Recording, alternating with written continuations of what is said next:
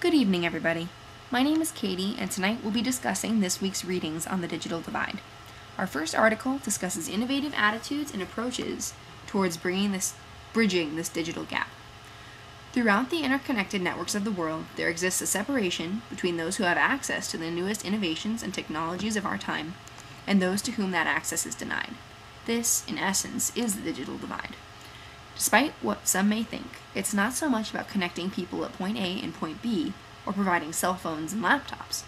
Bridging the digital divide is about facilitating universal entry into these technological resources and overcoming the social boundaries that stand in the way.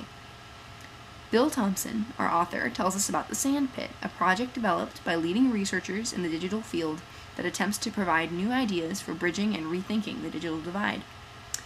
Topics of discussion within the forum include methods for increasing awareness about fair trade products in America, new ideas for communication and information sharing across geographic and cultural boundaries, systems for allowing co-op groups to learn from individual members' experiences, and constructing improved environmental monitoring systems to increase farmers' yields and allow them to educate their children about new technologies. Bridging the digital divide is not a simple process, nor can it be solved through a simple approach.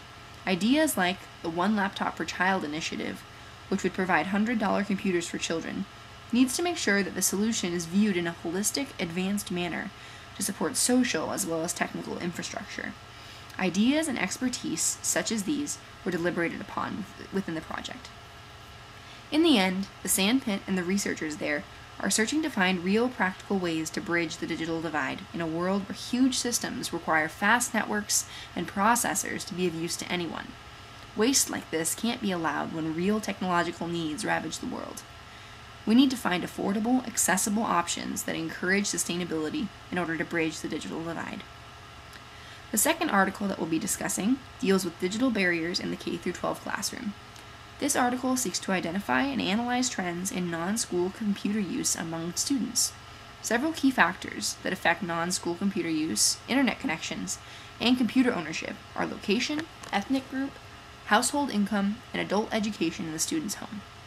Household income, ethnic groups, and the type of software used also affect classroom computer use. For example, white students seem to be more likely to use software that encourages critical thinking skills, whereas African American students are typically found using software for practicing skills. As can be expected, there are pros and cons to classroom computer use. For benefits, drill and practice software has shown to be effective in helping students improve skills and knowledge. Computer programs help reinforce what's taught in the classroom and makes learning a lot more fun. Also, with so many resources available, students don't have to worry about memorizing so many facts. However, some problems that occur include high student-to-computer ratios, making it hard to ensure that all students have equal access to technology. In the fast-growing world, technology becomes obsolete quite quickly, requiring frequent upgrades.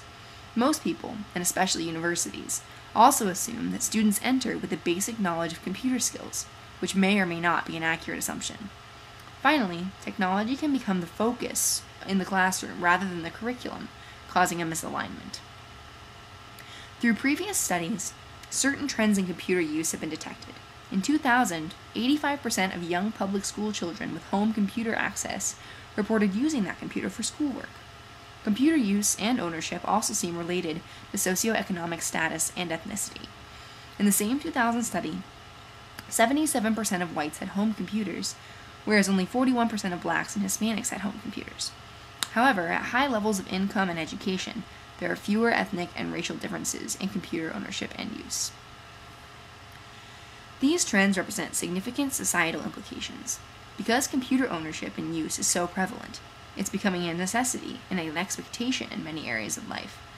Many higher-paying jobs and opportunities depend increasingly on technological prowess and information access. Also, these implications impact the classroom, placing more pressure on students to have access to computers and develop technological skills outside the classroom. The purpose of this study conducted by the article's authors was to examine the influence of non-school computer use on students' lives. Throughout prevalent literature, evidence demonstrates that non-school computer use varies greatly, making sole school computer use quite inadequate, and that students who are adequately grounded in computer skills incorporate those skills throughout their lives. Below is a list of independent variables relating to students and home atmosphere they live in. Characteristics of adults in the student's home and school computer use are also important factors to be taken into account. Each of these can have an independent or combined effect on non-school computer use. This study will seek to demonstrate the impact of each. The following information was gathered under the circumstances listed below. The article included many graphs of raw data that were analyzed and interpreted into the following results. The study found that there was more non-school computer use among students in high-income white families with adults with high education levels. Students also used computers more outside the classroom if they were already receiving school computer access. When examining the independent variables related to students' households, all had significant impact except for the number of students in the household and the household size. For the most part, the findings of the survey supported past trends and the author's hypothesis. However, it's hard to understand the magnitude of the impact of these results. So using a constructed equation, two very extreme cases were made. These represent the range of the magnitude of the impact of these factors. The specifics of these cases are listed below. These are the independent variables in order of greatest influence that impact these extreme cases. Notice that the most important factor is access to school computers. These cases represent the majority of the data collected. Notice that both median results were female students. Within the general representation of the data, factors are more evenly responsible for non-school computer use. However, these affecting factors may be directly influenced by accessibility to computers, which is influenced by differences across an ethnicity. The table below represents the impact of factors in different age groups. Gender and adult work experience seems much more significant among high school students, whereas computer use in school is more influential among elementary students. The survey showed some interesting information in regards to influential factors on non-school computer use, as well as a gender difference in use probability. However, a significant limitation on the study is that there's no measurement of intensity of computer use outside the school or inside.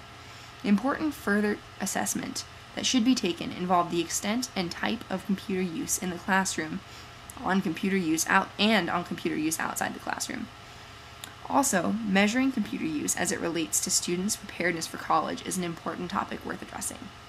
Thank you so much for your attention, and have a great day.